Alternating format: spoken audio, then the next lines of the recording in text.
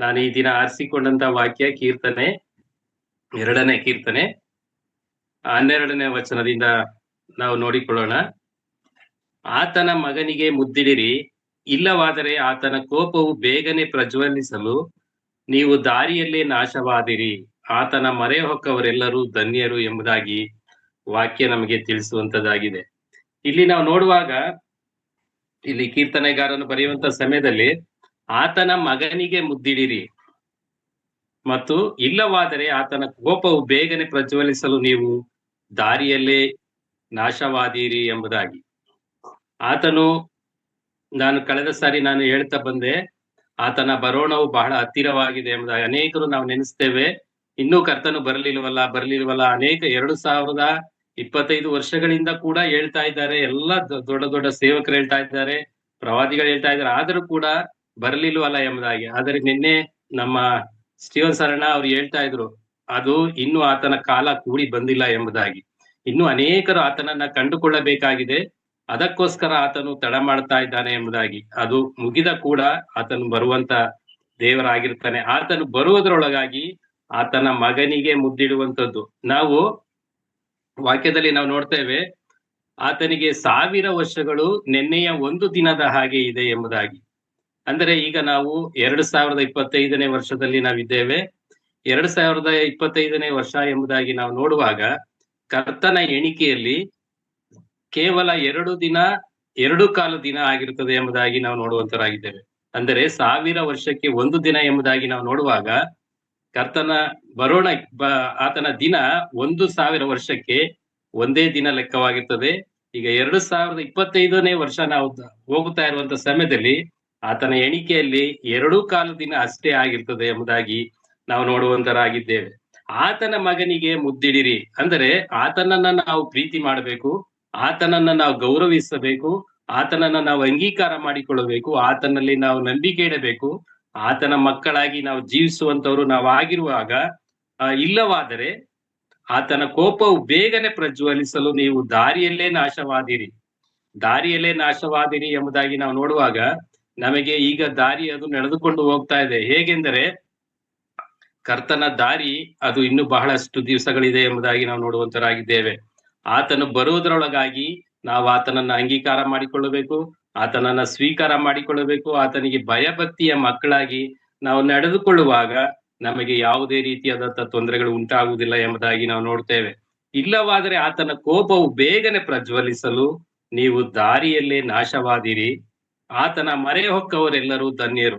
ಇಲ್ಲಿ ಕೊನೆಯದಾಗಿ ಹೇಳ್ತದೆ, ಆತನ ಮೊರೆ ಹೊಕ್ಕವರೆಲ್ಲರೂ ಧನ್ಯರಾಗಿರ್ತಾರೆ. ಅಂದರೆ ಆತನ ನಂಬಿಕೊಂಡು, ಆತನ ಅಂಗೀಕರಿಸಿಕೊಂಡು, ಆತನಿಗೆ ಭಯಭಕ್ತಿಯ ಮಕ್ಕಳಾಗಿ ಜೀವಿಸುವಂತವರು, ಆತನನ್ನ ಮೊರೆ ಹೊಕ್ಕವರೆಲ್ಲರೂ ಧನ್ಯರಾಗಿರ್ತಾರೆ ಅವರು ಎಂಬುದಾಗಿ ನಾವು ಇಲ್ಲಿ ವಾಕ್ಯ ತಿಳಿಸ್ತದೆ. ನಾನು ಇಲ್ಲಿ ನಹೂಮನ ಪ್ರವಾದನೆ ಗ್ರಂಥ ಎಂಬುದಾಗಿ ನಾನು ಆ ವಾಕ್ಯದಿಂದ ಅನೇಕ ವಾಕ್ಯಗಳನ್ನ ಈ ದಿನ ನಾನು ಮಾತಾಡಲಿಕ್ಕಿದ್ದೇನೆ. ನಹೂಮನ ಪ್ರವಾದನೆ ಗ್ರಂಥ 1ನೇ ಅಧ್ಯಾಯ 2ನೇ ವಚನದಿಂದ.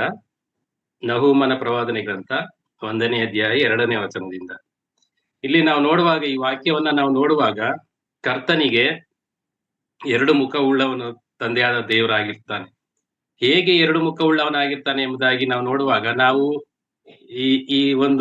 ನಾವು ಲೋಕದ ರೂಢಿಯಲ್ಲಿ ನಾವು ಮಾತಾಡ್ತೇವೆ, ನಂದು ಇನ್ನೊಂದು ಮುಖವನ್ನ ನೀವು ನೋಡಿಲ್ಲ, ಒಂದು ಮುಖ ನೋಡಿದಿರಿ, ಇನ್ನೊಂದು ಮುಖ ನೋಡಿಲ್ಲ ಎಂಬುದಾಗಿ ನಾವು ಹೇಳ್ತೇವೆ. ಅದೇ ರೀತಿಯಲ್ಲಿ ಕರ್ತನಿಗೆ ಕೂಡ 2 ಮುಖವುಳ್ಳವನಾಗಿರ್ತಾನೆ. ಯಾವ ರೀತಿ 2 ಮುಖವುಳ್ಳವನಾಗಿರ್ತಾನೆ ಎಂಬುದಾಗಿ ನಾವು ನೋಡುವಾಗ, ಒಂದು ಆತನ ಕೋಪದ ಮುಖವನ್ನ ನಾವು ನೋಡುವಂತರಾಗಿದ್ದೇವೆ, ಇನ್ನೊಂದು ಆತನ ಪ್ರೀತಿಯ ಮುಖವನ್ನ ನಾವು ನೋಡುವಂತರಾಗಿರ್ತೇವೆ. ಇಲ್ಲಿ ನಾವು ನೋಡುವಾಗ ಆತನ ಕೋಪದ ಮುಖ ಹೇಗಿರ್ತದೆ, ಯಾರ ಮೇಲೆ ಇರ್ತದೆ ಮತ್ತು ಹೇಗೆ ಇರ್ತದೆ ಎಂಬುದಾಗಿ ನಾವು ವಾಕ್ಯದಲ್ಲಿ ನಾವು ನೋಡ್ತಾ ಬರುವಾಗ, ಆತನ ಕೋಪದ ಮುಖ ಯಾವ ರೀತಿ ಇದೆ ಎಂಬುದಾಗಿ ಇಲ್ಲಿ ನಹೂಮನು ತನ್ನ ಪ್ರವಾದನೆ ಗ್ರಂಥದಲ್ಲಿ ಆತನು ಬರೆಯುವಂತನಾಗಿದ್ದಾನೆ.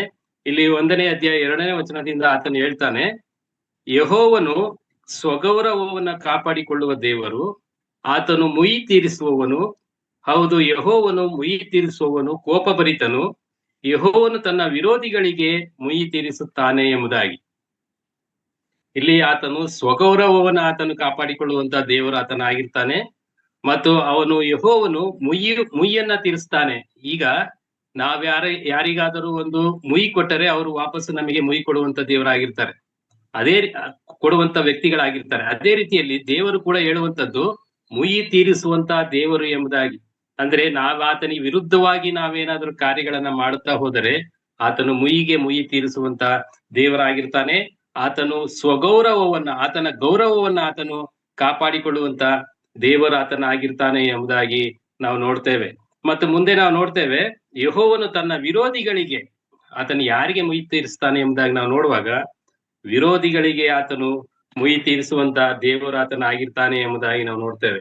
ಅದೇ ಮುಂದೆ ವಾಕ್ಯ ನಮಗೆ ತಿಳಿಸ್ತದೆ, ತನ್ನ ಶತ್ರುಗಳ ಮೇಲೆ ದೀರ್ಘ ರೋಷ ಬಿಡುತ್ತಾನೆ. ನೋಡಿ ಯಾವ ರೀತಿಯಲ್ಲಿ ಆತನು ದೀರ್ಘ ರೋಷ ಇಡುತ್ತಾನೆ ಎಂಬುದಾಗಿ ನಾವು ನೋಡುವಾಗ, ತನ್ನ ಶತ್ರುಗಳ ಮೇಲೆ ಆತನು ದೀರ್ಘವಾದಂತ ರೋಷ ಬಿಡುತ್ತಾನೆ. ನಾನು ಮೊದಲೇ ಹೇಳಿದ ಹಾಗೆ ಇದು ಮೊದಲನೇ ಮುಖವಾಗಿರ್ತದೆ ಆತನ ಮುಖ. ಯಾವುದು? ಕೋಪದ ಮುಖ. ಆತನ ಕೋಪದ ಮುಖದಲ್ಲಿ ಈ ಒಂದೆಲ್ಲ ಕಾರ್ಯಗಳು ಅದು ನಡೆದುಕೊಂಡು ಬರುವಂತದ್ದು ಅದಾಗಿದೆ. ಏನಂತ ಹೇಳ್ತದೆ? ತನ್ನ ಶತ್ರುಗಳ ಮೇಲೆ ದೀರ್ಘ ರೋಷವಿಡುತ್ತಾನೆ ಎಂಬುದಾಗಿ. ನೋಡಿ, ಆತನು ಪ್ರತಿ ಒಂದು ಶತ್ರುಗಳ ಮೇಲೆ ಸದಾ ಕಾಲವು ದೀರ್ಘವಾಗಿ ಆತನು ರೋಷವನ್ನ ಇಡುವಂತ ದೇವರಾಗಿರ್ತಾನೆ ಎಂಬುದಾಗಿ ನಾವು ನೋಡ್ತೇವೆ. ಮತ್ತೆ ಮುಂದೆ, ಯೆಹೋವನು ದೀರ್ಘ ಶಾಂತನಾಗಿದ್ದರೂ ಆತನ ಶಕ್ತಿಯು ಅಪಾರ. ಆತನು ಯಾವಾಗಲೂ ದೀರ್ಘ ಶಾಂತನಾಗಿದ್ದಾನೆ ಎಂಬುದಾಗಿ ನಮಗೆ ವಾಕ್ಯ ತಿಳಿಸ್ತದೆ. ಆದರೂ ಕೂಡ ಆತನ ಶಕ್ತಿಯು ಅದು ಅಪಾರವಾಗಿದೆ ಎಂಬುದಾಗಿ ನಾವು ನೋಡುವಂತರಾಗಿದ್ದೇವೆ. ಇಲ್ಲಿ ನಾವು ಯೆಹೋವನು ದೀರ್ಘ ಶಾಂತನಾಗಿದ್ದರೂ ಆತನ ಶಕ್ತಿಯು ಅಪಾರ ಎಂಬುದಾಗಿ ನಾವು ನೋಡುವ ವಾಕ್ಯಕ್ಕೆ ಅನುಗುಣವಾಗಿ ನಾವು ವಿಮೋಚನಾ ಕಾಂಡ 34ನೇ ಅಧ್ಯಾಯ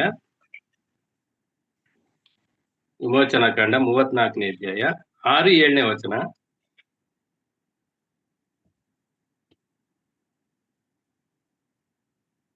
ವಿಮೋಚನಾ ಕಾಂಡ 34ನೇ ಅಧ್ಯಾಯ 6-7ನೇ ವಚನ. ಇಲ್ಲಿ ನಮಗೆ ವಾಕ್ಯ ತಿಳಿಸ್ತದೆ, ಯೆಹೋವನು ಮೋಶೆ ಎದುರಾಗಿ ಹೋಗುತ್ತಾ ಪ್ರಕಟವಾಗಿ ಹೇಳಿದ್ದೇನೆಂದರೆ, ಯೆಹೋವ ಕನಿಕರವು ದಯೆಯು ಉಳ್ಳ ದೇವರು, ದೀರ್ಘ ಶಾಂತನು, ಪ್ರೀತಿಯು ನಂಬಿಕೆಯುಳ್ಳವನು, ಸಾವಿರಾರು ತಲೆಗಳವರೆಗೂ ದಯೆ ತೋರಿಸುವವನು, ದೋಷಾಪರಾಧ ಪಾಪಗಳನ್ನ ಕ್ಷಮಿಸುವವನು, ಆದರೂ ಅಪರಾಧಗಳನ್ನ ಶಿಕ್ಷಿಸದೆ ಬಿಡದವನು, ತಂದೆಗಳ ದೋಷ ಫಲವನ್ನು ಮಕ್ಕಳ ಮೇಲೆ 3-4 ತಲೆಗಳವರೆಗೆ ಬರಮಾಡುವವನು ಎಂಬುದೇ. ನೋಡಿ, ಇಲ್ಲಿ ನಮಗೆ ವಾಕ್ಯ ತಿಳಿಸ್ತದೆ, ಆದರೂ ಅಪರಾಧಗಳನ್ನ ಶಿಕ್ಷಿಸದೆ ಬಿಡದವನು. ನಾವು ಎಂತ ಅಪರಾಧ ಮಾಡಿದರೂ ಕೂಡ ಅದನ್ನ ಶಿಕ್ಷಿಸದೆ ಆತನು ಬಿಡುವಂತ ದೇವರು ಆತನಲ್ಲ ಎಂಬುದಾಗಿ. ಮತ್ತು ತಂದೆಗಳ ದೋಷ ಫಲವನ್ನ ಮಕ್ಕಳ ಮೇಲೆ 3-4 ತಲೆಗಳವರೆಗೆ ಬರಮಾಡುತ್ತಾನೆ ಎಂಬುದಾಗಿ. ಆತನು 3-4 ತಲೆಗಳವರೆಗೆ ನಮ್ಮ ತಂದೆ ತಾತಂದಿರು ಮಾಡಿರುವಂತಹ ಒಂದು ಅಪರಾಧಗಳನ್ನ 3-4 ತಲೆಗಳವರೆಗೆ ಆತನು ಬರಮಾಡುತ್ತಾನೆ ಎಂಬುದಾಗಿ ನಮಗೆ ವಾಕ್ಯದಲ್ಲಿ ತಿಳಿಸುವಂತದ್ದಾಗಿದೆ. ಇದನ್ನ ನಾವು ನೋಡುವಾಗ ನಾವು ಆತನಿಗೆ ಯಾವ ರೀತಿಯಲ್ಲಿ ನಡೆದುಕೊಳ್ಳಬೇಕು ಎಂಬುದಾಗಿ ನಾವು ನೋಡುವಂತರಾಗಿದ್ದೇವೆ. ಮತ್ತೆ ಮುಂದೆ ವಾಕ್ಯ ತಿಳಿಸ್ತದೆ, ಯೆಹೋವನು ಬಿರುಗಾಳಿಯಲ್ಲಿಯೂ ತೂಫಾನಿನಲ್ಲಿಯೂ ನಡೆಯುತ್ತಾನೆ. ನಾವು ಇದಕ್ಕೆ ವಾಕ್ಯಕ್ಕೆ ಅನುಗುಣವಾಗಿ ನಾವು ನೋಡುವ ಹಾಗೆ, ನಾವು ಮತ್ತಾಯ 14ನೇ ಅಧ್ಯಾಯ 25ನೇ ವಚನದಲ್ಲಿ ನಾವು ನೋಡ್ತೇವೆ, ಅಲ್ಲಿ ಕರ್ತನು ಆ ಒಂದು ಸಮುದ್ರದ ಮೇಲೆ ನಡೆಯುವಂತದನ್ನ ನಾವು ನೋಡುವಂತರಾಗಿದ್ದೇವೆ. ಅಲ್ಲಿ ಸಮುದ್ರದ ಮೇಲೆ ನಡೆಯುವಾಗ ಆತನು ಬರುವಂತ ಸಮಯದಲ್ಲಿ ಅಲ್ಲಿ ಆ ಒಂದು ಶಿಷ್ಯರು ಇವರು ಭೂತವೆಂಬುದಾಗಿ ಅವರು ಭಾವಿಸುವಂತವರಾಗಿರ್ತಾರೆ. ಭೂತವೆಂಬುದಾಗಿ ಅವರು ಭಾವಿಸಿ ಅವರು ಮಾಡುವಂತ ಕಾರ್ಯ ಏನೆಂಬುದಾಗಿ ನಾವು ನೋಡುವಾಗ ಮತ್ತಾಯ 14:25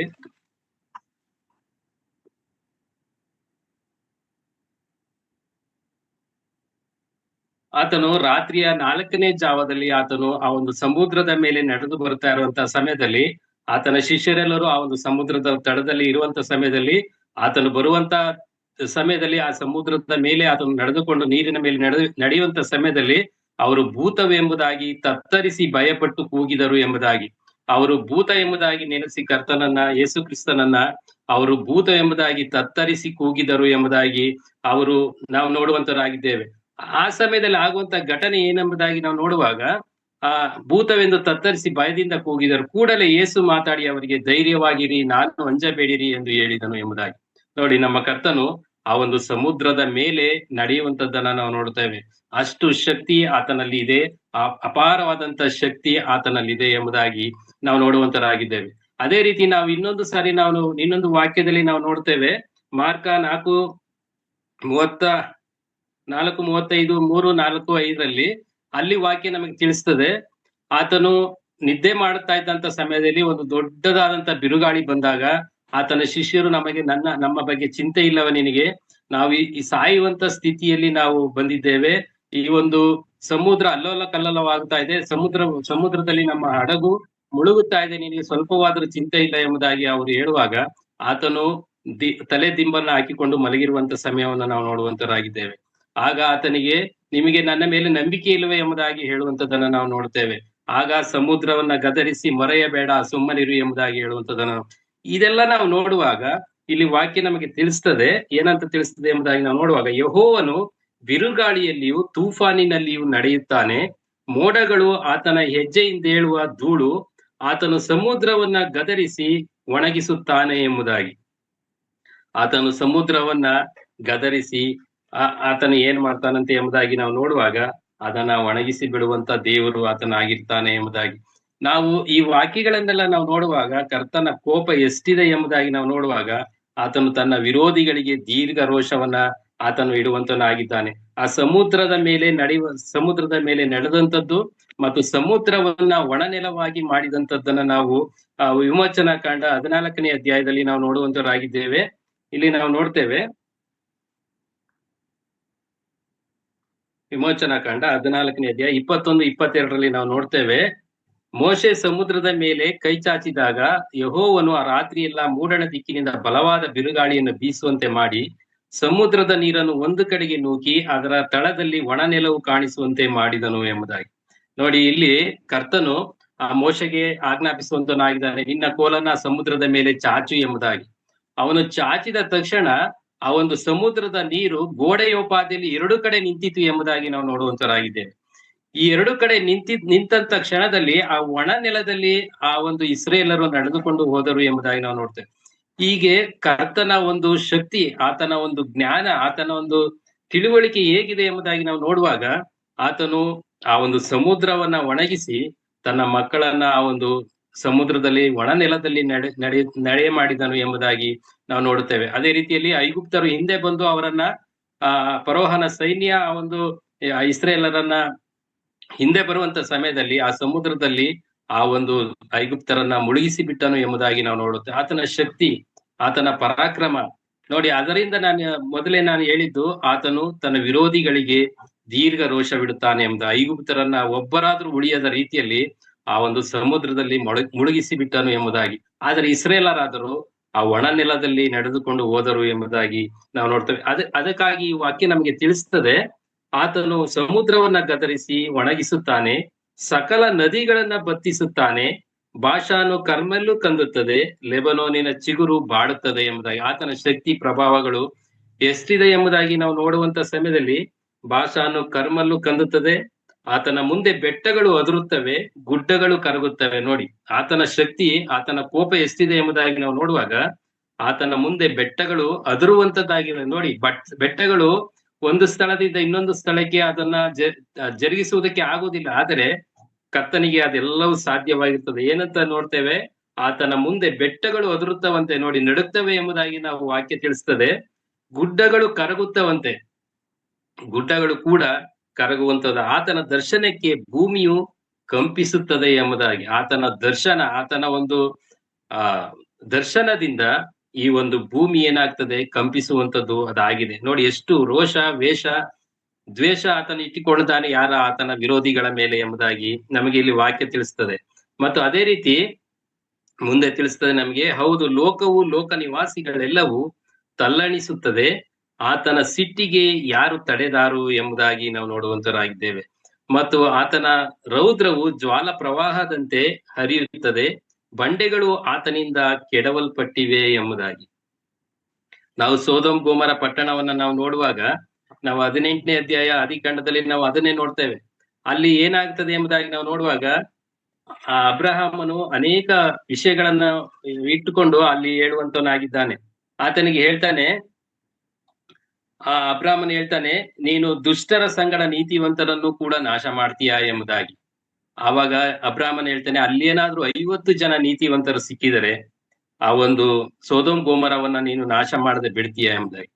ಆ ಕರ್ತನೆ ಹೇಳ್ತಾನೆ, ನಾನು 50 ಜನ ಸಿಕ್ಕಿದರೂ ಕೂಡ ಅಲ್ಲಿ ನಾನು ಆ ಒಂದು ದೇಶವನ್ನ ನಾನು ನಾಶ ಮಾಡುವುದಿಲ್ಲ ಎಂಬುದಾಗಿ. ಮತ್ತೆ ಆತನು ಕೇಳ್ತಾನೆ, 50ಕ್ಕೆ 5 ಕಡಿಮೆ ಆದರೆ, ಅಂದರೆ 45 ಮಂದಿ ನೀತಿವಂತರು ಅಲ್ಲಿ ಸಿಕ್ಕಿದರೆ ನೀನು ಆ ದೇಶವನ್ನ ನಾಶ ಮಾಡ್ತೀಯ ಎಂಬುದಾಗಿ ಕೇಳ್ತಾನೆ. ಆಗ ಕರ್ತನೆ ಹೇಳುವಂತದ್ದು, ನಾನು 45 ಜನ ಸಿಕ್ಕಿದರೂ ಕೂಡ ನಾನು ಆ ದೇಶವನ್ನ ನಾಶ ಮಾಡುವುದಿಲ್ಲ ಎಂಬುದಾಗಿ. ಅಂದರೆ ಕರ್ತನ ಕರುಣೆ ಒಬ್ಬರು ನಾಶವಾಗಬಾರದು, ಎಲ್ಲರೂ ನಿತ್ಯ ಜೀವವನ್ನ ಪಡೆಯಬೇಕೆಂಬುದೇ ಆತನ ಒಂದು ಉದ್ದೇಶವಾಗಿದೆ. ಆದರೆ ಆತನ ದೃಷ್ಟಿಯಲ್ಲಿ ಒಬ್ಬನೂ ಇಲ್ಲ ಎಂಬುದಾಗಿ ನಾವು ನೋಡುವಂತರಾಗಿದ್ದೇವೆ. ಮತ್ತೆ ಆತನು ಅಬ್ರಾಮನು ಒಬ್ಬ ಸ್ನೇಹಿತನಾಗಿದ್ದುಕೊಂಡು ಆತನು ಹೇಳುವ ರೀತಿಯಲ್ಲೇ ಅಬ್ರಾಮ್ ನನ್ನ ಸ್ನೇಹಿತನು ಎಂಬುದಾಗಿ ಹೇಳುವಂತನು ದೇವರಾಗಿರ್ತಾನೆ. ಒಬ್ಬ ಸ್ನೇಹಿತರು ಮಾತಾಡುವ ರೀತಿಯಲ್ಲೇ ಅಬ್ರಾಮನು ಮತ್ತು ಕರ್ತನು ಮಾತಾಡುವಂತ ಒಂದು ಸನ್ನಿವೇಶ ನೋಡುವಾಗ, ಒಂದು ಸಂಭಾಷಣೆ ನಾವು ನೋಡುವಾಗ, 40 ಜನ ಅಲ್ಲೇನಾದ್ರೂ ನೀತಿವಂತರು ಸಿಕ್ಕಿದರೆ ನೀನು ನಾಶ ಮಾಡ್ತೀಯ ಎಂಬುದಾಗಿ. ಆವಾಗ ಕರ್ತನು ಹೇಳುವಂತದ್ದು, 40 ಜನ ಸಿಕ್ಕಿದರೂ ಕೂಡ ನಾನು ನಾಶ ಮಾಡುವುದಿಲ್ಲ ಆ ಒಂದು ಪ್ರದೇಶವನ್ನ ಎಂಬುದಾಗಿ. ತಿರ್ಗಾ ಆತನು ನನ್ನ ಮೇಲೆ ಕೋಪ ಮಾಡಿಕೊಳ್ಳಬೇಡ, ಇನ್ನೊಂದು ಸಾರಿ ನಿನ್ನನ್ನು ಕೇಳ್ತೇನೆ ನಾನು, ಅಲ್ಲಿ 30 ಜನ ಸಿಕ್ಕಿದರೆ ನಾಶ ಮಾಡ್ತೀಯ ಎಂಬುದಾಗಿ. 30 ಜನ ಸಿಕ್ಕಿದರೂ ಕೂಡ ನಾನು ನಾಶ ಮಾಡುವುದಿಲ್ಲ ಎಂಬುದಾಗಿ ಅಲ್ಲಿ ಕರ್ತನು ಹೇಳ್ತಾನೆ. ಕೊನೆಗೆ 20 ಜನಕ್ಕೆ ಬರ್ತಾನೆ ಅಬ್ರಾಮನು. ಕೊನೆಗೆ 10 ಜನಕ್ಕೆ ಬರ್ತಾನೆ. 10 ಜನ ಸಿಕ್ಕಿದರೂ ಕೂಡ ನಾನು ಆ ಪ್ರದೇಶವನ್ನ, ಆ ಸೊದೋಮ್ ಗೊಮೋರವನ್ನ ನಾಶ ಮಾಡುವುದಿಲ್ಲ ಎಂಬುದಾಗಿ. ಯಾಕಂದ್ರೆ ಅಷ್ಟು ದುಷ್ಟವಾದಂತ ಜನರು ಅಲ್ಲಿದ್ದರು ಎಂಬುದಾಗಿ ನಾವು ನೋಡುವಂತರಾಗಿದೆ. ಇದನ್ನೆಲ್ಲ ನಾವು ನೋಡುವಾಗ ಕರ್ತನು ತನ್ನ ವಿರೋಧಿಗಳ ಮೇಲೆ ದೀರ್ಘ ರೋಷವಿಡುವಂತಹ ದೇವರು ಆತನಾಗಿರ್ತಾನೆ ಎಂಬುದಾಗಿ. ಕೊನೆಗೆ ಅಲ್ಲಿ ಆಗುವಂತ ಘಟನೆ ಏನೆಂಬುದಾಗಿ ನಾವು ನೋಡುವಾಗ, ಆ 23ನೇ ವಚನ, 19ನೇ ಅಧ್ಯಾಯ 23ನೇ ವಚನ ಆದಿಕಾಂಡದಲ್ಲಿ ನಾವು ನೋಡುವಾಗ, ಲೋಟನು ಚೋಗರಿಗೆ ಮುಟ್ಟುವಷ್ಟರಲ್ಲಿ ಸೂರ್ಯನು ಮೂಡಿದನು.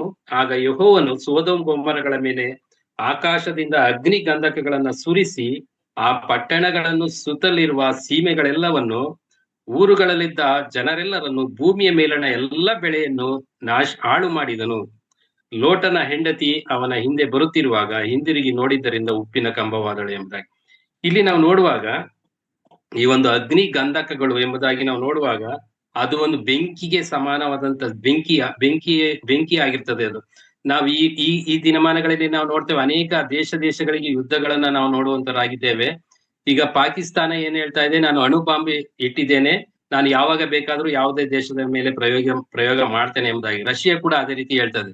ಹೀಗೆ ಅನೇಕ, ಸೌತ್ ಕೊರಿಯಾ ಕೂಡ ಅದೇ ರೀತಿ. ಈಗ ನಾವು ನೋಡುವಾಗ ಕರ್ತನು ಆಗಲೇ ಆ ಒಂದು ನ್ಯೂಕ್ಲಿಯರ್ ಬಾಂಬ್, ಅಣು ಬಾಂಬ್ ಆವಾಗ್ಲೇ ಆತನ ಹಾಕಿದ್ದಾನೆ ಆ ಒಂದು ಸೊದೋಮ್ ಗೊಮೋರ ಪಟ್ಟಣದ ಮೇಲೆ. ನೋಡಿ, ಇಲ್ಲಿ ನಾವು ನೋಡ್ತೇವೆ, ಯೆಹೋವನು ಸೊದೋಮ್ ಗೊಮೋರಗಳ ಮೇಲೆ ಆಕಾಶದಿಂದ ಅಗ್ನಿ ಗಂಧಕಗಳನ್ನ ಸುರಿಸಿ ಆ ಪಟ್ಟಣಗಳ ಸುತ್ತಲಿರುವ ಸೀಮೆ ಎಲ್ಲವನ್ನ, ಊರುಗಳನ್ನೆಲ್ಲ ನಾಶ ಮಾಡಿಬಿಟ್ಟನು ಎಂಬುದಾಗಿ. ಯಾಕಂದ್ರೆ ಅಲ್ಲಿದ್ದಂತ ಜನರು ದುಷ್ಟರಾಗಿ ಅವರು ದೇವರಿಗೆ ವಿರುದ್ಧವಾದಂತ ಕಾರ್ಯಗಳನ್ನ ಮಾಡ್ತಾ ಇದ್ದರು ಎಂಬುದಾಗಿ ನಾವು ನೋಡುವಂತವರಾಗಿದ್ದೇವೆ. ಈ ಒಂದು ಉದ್ದೇಶದಿಂದ ನಮಗೆ ನಹುಮನ ಪ್ರವಾದನೆ ಗ್ರಂಥದಲ್ಲಿ ಆತನು ಹೇಳ್ತಾನೆ, ಆತನ ವಿರೋಧಿಗಳ ಮೇಲೆ ಆತನು ದೀರ್ಘವಾದಂತ ರೋಷವನ್ನ ಆತನು ಇಡುವಂತನಾಗಿರ್ತಾನೆ ಎಂಬುದಾಗಿ. ಇದನ್ನ ನಾವು ನೋಡುವಾಗ ಆತನು ತನ್ನ ಮಕ್ಕಳನ್ನ ಆತನು ಪ್ರೀತಿ ಮಾಡ್ತಾನೆ, ಆದರೆ ಆತನ ವಿರೋಧಿಗಳನ್ನ ಆತನು ದ್ವೇಷ ಮಾಡ್ತಾನೆ. ಪಾಪಿಗಳನ್ನ ಆತನು ಪ್ರೀತಿ ಮಾಡ್ತಾನೆ, ಆದರೆ ಪಾಪವನ್ನ ಆತನು ದ್ವೇಷ ಮಾಡ್ತಾನೆ ಎಂಬುದಾಗಿ ನಾವು ನೋಡುವಂತವರಾಗಿದ್ದೇವೆ. ಈಗ ನಾವು ಇಲ್ಲೇ ತನಕ ನಾವು ಆತನ ಒಂದು ರೋಷ, ಆತನ ಒಂದು ಮುಖವನ್ನ ನಾವು ನೋಡಿದೆವು. ಆತನು ಯಾವ ರೀತಿಯಲ್ಲಿ ಆ ಒಂದು ರೋಷವನ್ನ ಇಟ್ಟುಕೊಂಡು ಆ ಒಂದು ಕಾರ್ಯವನ್ನ ಮಾಡ್ತಾನೆ ಎಂಬುದಾಗಿ ನಾವು ನೋಡ್ತಾ ಬಂದೆವು. ಈಗ ನಾವು ನೋಡುವಂತದ್ದು ಆತನ ಒಂದು ಪ್ರೀತಿ. ಆತನು ಯಾರ ಮೇಲೆ ಪ್ರೀತಿ ಇಡ್ತಾನೆ, ಯಾರನ್ನ ಆತನ ಪ್ರೀತಿ ಮಾಡ್ತಾನೆ ಎಂಬುದಾಗಿ ನಾವು ನೋಡುವಾಗ, ಅದೇ ಮೀಕನ ಪ್ರವಾದನೆ ಗ್ರಂಥ 7ನೇ ಅಧ್ಯಾಯ 18ನೇ ವಚನದಿಂದ. ಇಲ್ಲಿ ನಾವು ನೋಡುವಾಗ ಮೀಕನ ಪ್ರವಾದನೆ ಗ್ರಂಥ 7ನೇ ಅಧ್ಯಾಯ 18ನೇ ವಚನ ನಮಗೆ ತಿಳಿಸ್ತದೆ, ನಿನಗೆ ಯಾವ ದೇವರು ಸಮಾನ? ನೀನು ನಿನ್ನ ಸ್ವಾಸ್ಯದವರಲ್ಲಿ ಉಳಿದವರ ಅಪರಾಧಗಳನ್ನು ಕ್ಷಮಿಸುವವನು, ಅವರ ದ್ರೋಹವನ್ನು ಲಕ್ಷಿಸದವನು ಆಗಿದ್ದಿ. ಹೌದು, ನಮ್ಮ ದೇವರು ನಿತ್ಯವೂ ಕೋಪಿಸುವವನಲ್ಲ, ಕರುಣೆಯೇ ಆತನಿಗೆ ಇಷ್ಟ ಎಂಬುದಾಗಿ. ನೋಡಿ, ಇಲ್ಲಿ ನಾವು ನೋಡುವಾಗ ನಾವು ಇಲ್ಲಿಯ ತನಕ ಆತನ ರೋಷ, ದ್ವೇಷ, ಕೋಪ ಇದನ್ನೇ ನೋಡ್ಕೊಂಡು ಬಂದ್ವಿ. ಆತನು ಈಗ ನಾವು ವಾಕ್ಯದಲ್ಲಿ ಕೂಡ ನಾವು ನೋಡ್ತೇವೆ, ಈ ಒಂದು ಲೋಕ ಆ ಬೆಂಕಿಯಿಂದ ಸುಡಲ್ಪಡುವುದಕ್ಕಾಗಿ ಇಟ್ಟಿದೆ ಎಂಬುದಾಗಿ. ಯಾವಾಗ ಆಗುತ್ತದೋ ಆ ಕಾರ್ಯ ಗೊತ್ತಿಲ್ಲ. ಆದರೆ ನಮಗೆ ಪ್ರವಾದಿಗಳ ಮುಖಾಂತರ ಮತ್ತು ಆತನ ಶಿಷ್ಯರ ಮುಖಾಂತರ, ಅನೇಕ ಆತನ ಭಕ್ತರ ಮುಖಾಂತರ ತಿಳಿಸಿದೆ, ಈ ಲೋಕ ಆ ಒಂದು ಬೆಂಕಿಯಿಂದ ನಾಶವಾಗುವುದಕ್ಕಾಗಿ ಇಡಲ್ಪಟ್ಟಿದೆ ಎಂಬುದಾಗಿ ನಮಗೆ ವಾಕ್ಯ ತಿಳಿಸ್ತದೆ. ಅದೇ ರೀತಿಯಲ್ಲಿ ಆತನ ದ್ವೇಷದ ಬಗ್ಗೆ ನಾವು ನೋಡ್ತಾ ಬಂದ ಹಾಗೆ ಆತನ ಪ್ರೀತಿಯು ಯಾರ ಮೇಲೆ ಇದೆ, ಯಾವ ರೀತಿಯಲ್ಲಿ ಆತನು ಪ್ರೀತಿ ಮಾಡ್ತಾನೆ ತನ್ನ ಮಕ್ಕಳನ್ನ ಎಂಬುದಾಗಿ ನಾವು ನೋಡುವಾಗ, ನಿನಗೆ ಯಾವ ದೇವರ ಸಮಾನ, ನೀನು ನಿನ್ನ ಸ್ವಾಸ್ಯದವರಲ್ಲಿ ಉಳಿದವರ ಅಪರಾಧವನ್ನ ಕ್ಷಮಿಸುವವನು. ಅಂದರೆ ಆತನ ಪ್ರೀತಿ ಮಾಡುವಂತವರು ಆತನಿಗೆ ವಿಧೇಯರಾದಂತವರನ್ನ ಅಪರಾಧಗಳನ್ನ ಕ್ಷಮಿಸುವವನು, ಅವರ ದ್ರೋಹವನ್ನ ಲಕ್ಷಿಸದವನು ಆಗಿದ್ದಿ. ಹೌದು, ನಮ್ಮ ದೇವರು ನಿತ್ಯವೂ ಕೋಪಿಸುವವನಲ್ಲ ಎಂಬುದಾಗಿ. ಯಾರ ಮೇಲೆ ಆತನ ಕೋಪವಿಡುವುದಿಲ್ಲ ಎಂಬುದಾಗಿ ನಾವು ನೋಡುವಾಗ, ನಾವು ವಾಕ್ಯಗಳಲ್ಲಿ ಅನೇಕ ವಾಕ್ಯಗಳನ್ನ ನಾವು ನೋಡುತ್ತೇವೆ. ಪೂರ್ವಕ್ಕೂ ಪಶ್ಚಿಮಕ್ಕೂ ಎಷ್ಟು ದೂರವೋ ಅಷ್ಟು ದೂರ ನಮ್ಮ ದ್ರೋಹಗಳನ್ನು ತೆಗೆದು ಹಾಕಿದ್ದಾನೆ, ಮತ್ತು ಮೋಡವು ಹಾರಿ ಹೋಗುವ ರೀತಿಯಲ್ಲಿ ಆತನು ನಮ್ಮ ಪಾಪಗಳನ್ನ ಹಾರಿಸಿ ಬಿಟ್ಟಿದ್ದಾನೆ, ಮತ್ತು ತನ್ನ ಕಣ್ಣಿಗೆ ಕಾಣದ ಹಾಗೆ ತನ್ನ ಬೆನ್ನ ಹಿಂದೆ ನಮ್ಮ ಪಾಪಗಳನ್ನ ಹಾಕಿಕೊಂಡಿದ್ದಾನೆ, ಮತ್ತು ಸಮುದ್ರದ ತಳದಲ್ಲಿ ಆತನು ನಮ್ಮ ಪಾಪಗಳನ್ನ ಹುದುಗಿಸಿಟ್ಟಿದ್ದಾನೆ ಎಂಬುದಾಗಿ. ಇದನ್ನ ಯಾರ ವಿಷಯದಲ್ಲಿ ಹೇಳ್ತದೆ ಎಂಬುದಾಗಿ ನಾವು ನೋಡುವಾಗ, ಆತನ ಮಕ್ಕಳ ವಿಷಯದಲ್ಲಿ, ಆತನನ್ನ ಅಂಗೀಕರಿಸಿಕೊಂಡವರ ವಿಷಯದಲ್ಲಿ, ಮತ್ತು ಆತನನ್ನ ಪ್ರೀತಿ ಮಾಡುವಂತರ ವಿಷಯದಲ್ಲಿ, ಆತನಿಗೆ ಭಯಭಕ್ತಿ ಉಳ್ಳವರಾಗಿ ನಡೆದುಕೊಳ್ಳುವಂತರ ವಿಷಯದಲ್ಲಿ ಆತನು ತೋರುವಂತ ಪ್ರೀತಿ ಅದು ಅಪಾರವಾಗಿದೆ ಎಂಬುದಾಗಿ. ಅವನ ದ್ರೋಹವನ್ನು ಲಕ್ಷಿಸದವನು ಆಗಿದ್ದಿ. ಹೌದು, ನಮ್ಮ ದೇವರು ನಿತ್ಯವೂ ಕೋಪಿಸುವವನಲ್ಲ ಎಂಬುದಾಗಿ ನಮಗೆ ವಾಕ್ಯ ತಿಳಿಸ್ತದೆ. ಇದಕ್ಕೆ ಸಂಬಂಧಪಟ್ಟ ಹಾಗೆ ನಾವು ಕೀರ್ತನೆ 103ನೇ ಕೀರ್ತನೆ 9-10 ವಚನ ದಯಮಾಡಿ ಸಿಕ್ಕಿದವರು ಓದ್ಬೋದು. 103ನೇ ಕೀರ್ತನೆ 9-10 ವಚನ ನಾನೇ ಓದ್ತೇನೆ. ಆತನು ಯಾವಾಗಲೂ ತಪ್ಪು ಹುಡುಕುವವನಲ್ಲ, ನಿತ್ಯವೂ ಕೋಪಿಸುವವನಲ್ಲ. ಆತನು ನಮ್ಮ ಪಾಪಗಳಿಗೆ ಸರಿಯಾಗಿ ನಮ್ಮನ್ನು ಶಿಕ್ಷಿಸಲಿಲ್ಲ, ನಮ್ಮ ಅಪರಾಧಗಳಿಗೆ ತಕ್ಕಂತೆ ದಂಡಿಸಲಿಲ್ಲ ಎಂಬುದಾಗಿ. ನಮ್ಮ ಪಾಪಗಳನ್ನ ಆತನು ಎಣಿಸುವುದಾದರೆ ಆತನ ಮುಂದೆ ಯಾರು ನಿಂತಾರು ಎಂಬುದಾಗಿ ನಮಗೆ ವಾಕ್ಯ ತಿಳಿಸುವಂತದ್ದಾಗಿದೆ. ಇಲ್ಲಿ ಹೇಳ್ತದೆ ವಾಕ್ಯ, ಆತನು ಯಾವಾಗಲೂ ತಪ್ಪು ಹುಡುಕುವವನಲ್ಲ. ಯಾವಾಗಲೂ ಆತನು ತಪ್ಪು ಹುಡುಕುವುದಿಲ್ಲವಂತೆ ತನ್ನ ಮಕ್ಕಳ ಮೇಲೆ. ನಿತ್ಯವೂ ಕೋಪಿಸುವವನಲ್ಲ.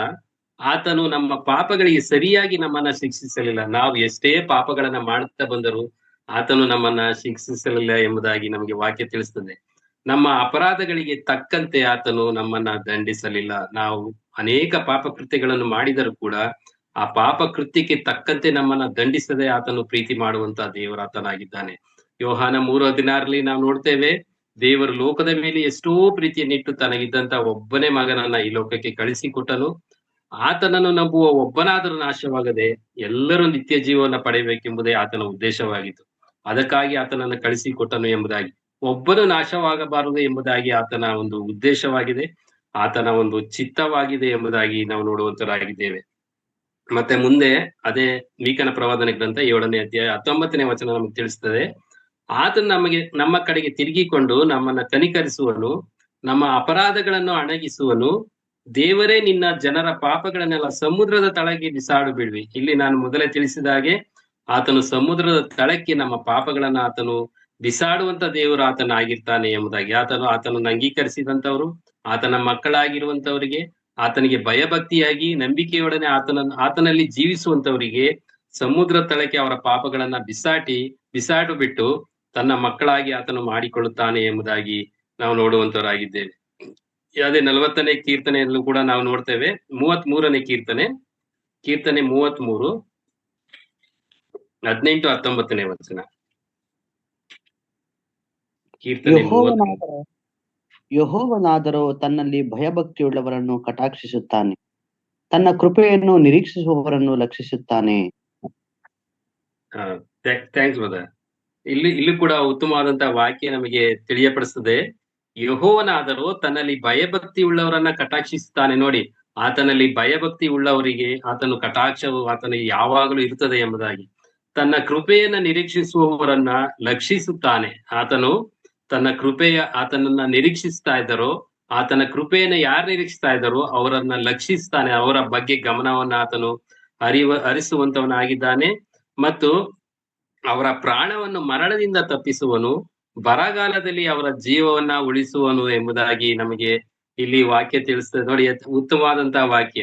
ಈ ವಾಕ್ಯ ನಮಗೆ ತಿಳಿಸುವಂಥದ್ದು, ಯೆಹೋವನ ತನ್ನ ಭಯಭಕ್ತಿ ಉಳ್ಳವರನ್ನ ಕಟಾಕ್ಷಿಸ್ತಾನೆ, ತನ್ನ ಕೃಪೆಯನ್ನ ನಿರೀಕ್ಷಿಸುವವರನ್ನ ನಿರೀಕ್ಷಿಸುವವರನ್ನ ಆತನು ಲಕ್ಷ್ಯ ಇಡುವಂತ ದೇವರು ಆತನ ಆಗಿರ್ತಾನೆ ಎಂಬುದಾಗಿ ನಮಗೆ ವಾಕ್ಯ ತಿಳಿಸ್ತದೆ.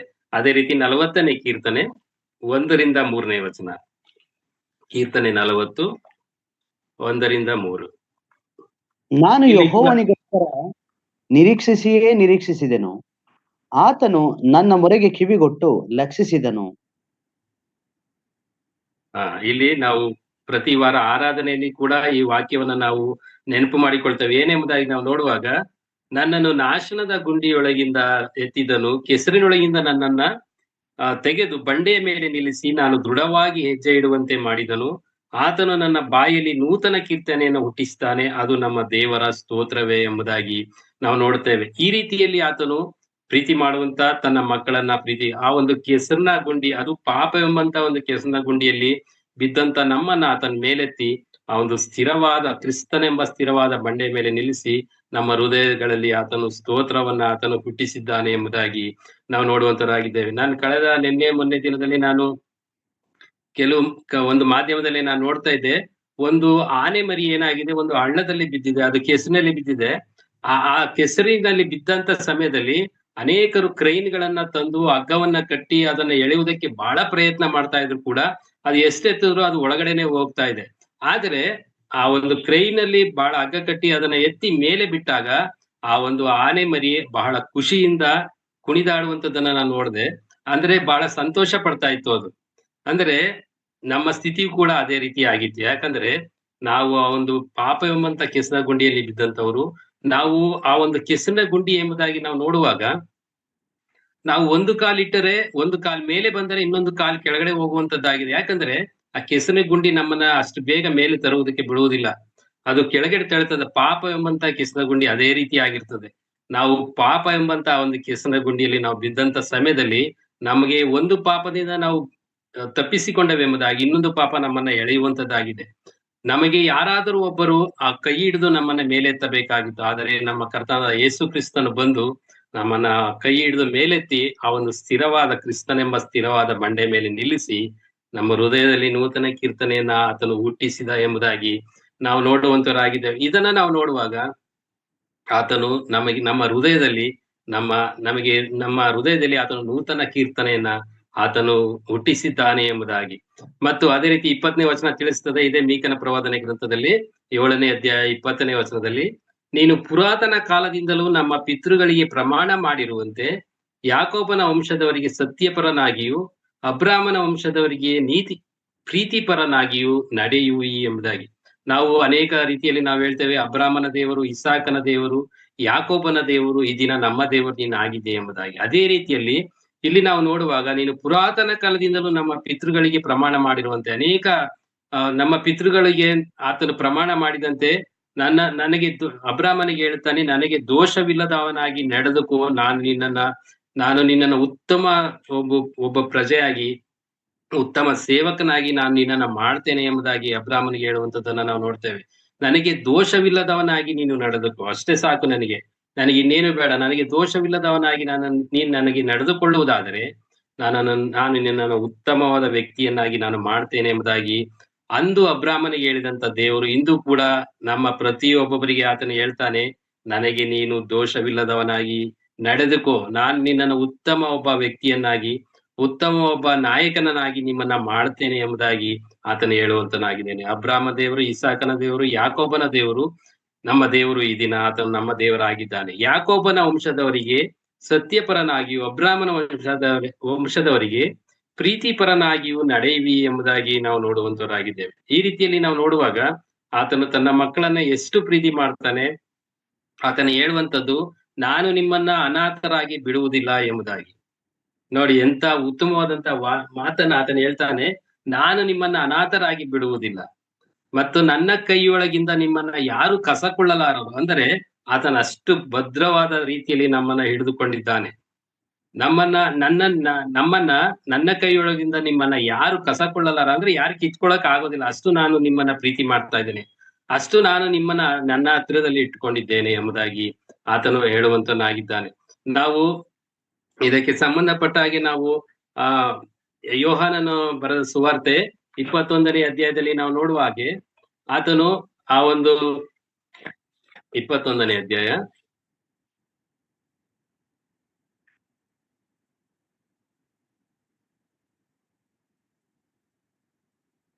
ಆತನ ಶಿಷ್ಯರು ಆತನು ಇನ್ನೇನು ಆತನ ಕತೆ ಮುಗಿಯಿತು, ಮರಣ ಹೊಂದಿದನು, ಆತನು ಇನ್ನು ನಮ್ಮ ಬಳಿಯಲ್ಲಿ ಇಲ್ಲ ಎಂಬುದಾಗಿ ಹೇಳಿ ಆ ಆತನ ಶಿಷ್ಯರೆಲ್ಲರೂ ಪುನಃ ಆ ಒಂದು ಪೇತ್ರನ ಜೊತೆ ಸೇರಿ ಆ ಒಂದು ಮೀನನ್ನು ಹಿಡಿಯುವುದಕ್ಕೆ ಅವರು ಹೊರಟಾಗ ಅವರಿಗೆ ಮೀನು ಸಿಕ್ಕದೇ ಇದ್ದಂತ ಸಮಯದಲ್ಲಿ ಆತನು ಹೇಳುವಂತದ್ದು, ಮಕ್ಕಳೇ ನಿಮಗೆ ಊಟಕ್ಕೆ ಇನ್ನು ಏನು ಇಲ್ಲವೇ ಎಂಬುದಾಗಿ ಆತನು ಕೇಳುವುದು. ಎಷ್ಟು ಪ್ರೀತಿ ಮಾಡ್ತಾ ಇದ್ದಾನೆ ನೋಡಿ.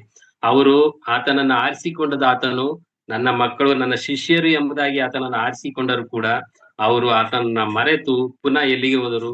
ಅವರ ದಿನನಿತ್ಯದ ಕಾರ್ಯಕ್ಕೆ ಕೆಲಸಕ್ಕೆ ಅವರು ಹೋದರು ಎಂಬುದಾಗಿ ನಾವು ನೋಡುವಂತರಾಗಿದ್ದೇವೆ. ಈ ರೀತಿಯ ಹೋದರೂ ಕೂಡ ಅವರು ಆ ಒಂದು ಇಡೀ ರಾತ್ರಿ ಮೀನು ಹುಡುಕಿದರೂ ಕೂಡ ಅವರಿಗೆ ಆ ಒಂದು ಬಲೆ ಹಾಕಿದರೂ ಕೂಡ ಆ ಒಂದು ಮೀನ್ ಸಿಕ್ಲಿಲ್ಲ ಎಂಬುದಾಗಿ ನಾವು ನೋಡ್ತೇವೆ. ಇಲ್ಲಿ 5ನೇ ವಚನದಲ್ಲಿ, ಆಗ ಯೇಸು ಅವರನ್ನ, ಮಕ್ಕಳಿರ ಊಟಕ್ಕೆ ನಿಮಗೆ ಏನು ಇಲ್ಲವೇ ಎಂದು ಕೇಳಲು ಅವರು ಇಲ್ಲವೆಂದು ಉತ್ತರ ಕೊಟ್ಟರು. ಆತನು ಅವರಿಗೆ, ನೀವು ದೋಣಿಯ ಬಲಗಡೆಯಲ್ಲಿ ಬಲೆ ಬೀಸಿದರೆ ಸಿಕ್ಕುವುದು ಎಂದು ಹೇಳಿದನು.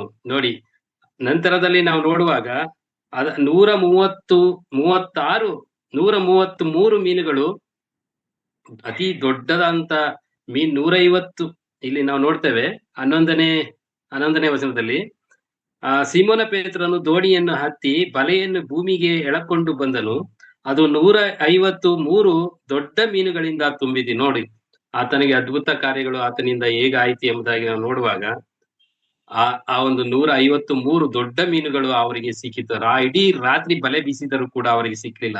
ತನ್ನ ಮಕ್ಕಳನ್ನ ಆತನು ಹೇಗೆ ಪ್ರೀತಿ ಮಾಡ್ತಾನೆ, ಹೇಗೆ ಅವರನ್ನ ಕರುಣಿಸ್ತಾನೆ, ಹೇಗೆ ಅವರನ್ನ ನಡೆಸ್ತಾನೆ ಎಂಬುದಾಗಿ ನಾವು ನೋಡುವಾಗ ಕರ್ತನು ಅವರನ್ನು ಅದೇ ರೀತಿಯಲ್ಲಿ ನಡೆಸಿದನು. ನೀವು ಈಗ ಹಿಡಿದ ಮೀನುಗಳನ್ನು ಕೆಲವನ್ನು ತನ್ನಿರಿ ಎಂಬುದಾಗಿ ಹೇಳಿ ಈತನೇ ಅವರಿಗೆ ಏನು ಮಾಡ್ತಾನೆ, ಊಟಕ್ಕೆ ರೆಡಿ ಮಾಡುವಂತನಾಗಿದ್ದಾನೆ. ಬಂದು ಊಟ ಮಾಡಿರಿ ಎಂಬುದಾಗಿ ಆತನು ಹೇಳುವಂತನಾಗಿದ್ದಾನೆ. ನೋಡಿ, ರೊಟ್ಟಿಗಳನ್ನು ಸುಟ್ಟು ಮೀನನ್ನ ಸುಟ್ಟು ಅವರಿಗೆ ಊಟವನ್ನ ಬೆಳೆಸುವಂತ ದೇವರಾತನಾಗಿದ್ದಾನೆ.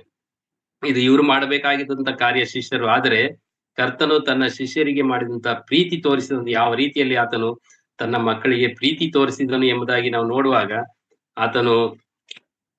ಆತನೇ ಆ ಒಂದು ಊಟವನ್ನ, ಅಡಿಗೆಯನ್ನ ಸಿದ್ಧ ಮಾಡಿ ಅವರಿಗೆ ಬಡಿಸುವಂತದ್ದನ್ನ ನಾವು ನೋಡುವಂತರಾಗಿದ್ದೇವೆ.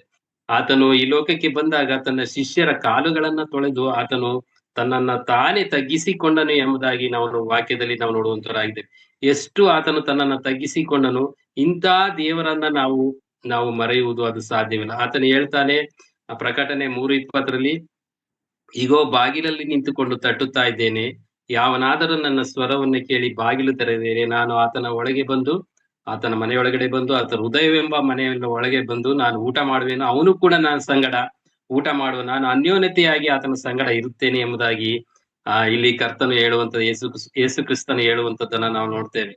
ಇದನ್ನೆಲ್ಲ ನೋಡುವಾಗ ಆತನು ಯಾರ ಮೇಲೆ ದೀರ್ಘ ರೋಷವಿಡುತ್ತಾನೆ, ಯಾರನ್ನ ಆತನು ಪ್ರೀತಿ ಮಾಡುತ್ತಾನೆ ಎಂಬುದಾಗಿ ನಾವು ವಾಕ್ಯದ ಪ್ರಕಾರ ನಾವು ನೋಡುವ ಹಾಗೆ, ಆತನು ತನ್ನ ಮಕ್ಕಳನ್ನ, ಆತನ ವಿರೋಧಿಗಳ ಮೇಲೆ ಆತನು ದೀರ್ಘ ರೋಷವಿಡುತ್ತಾನೆ.